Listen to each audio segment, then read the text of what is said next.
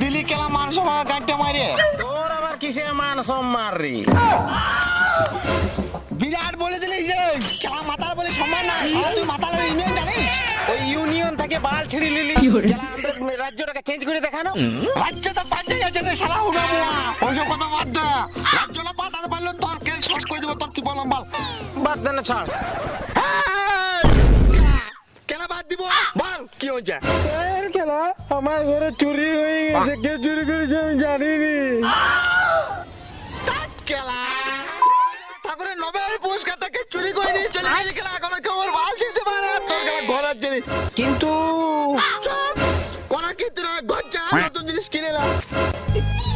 ঘরের জিনিস হলে তো তাও তো ঠিক ছিল, কিনে এলি, আমার বউটাকে চুরি করে নিয়ে চলে গেছে।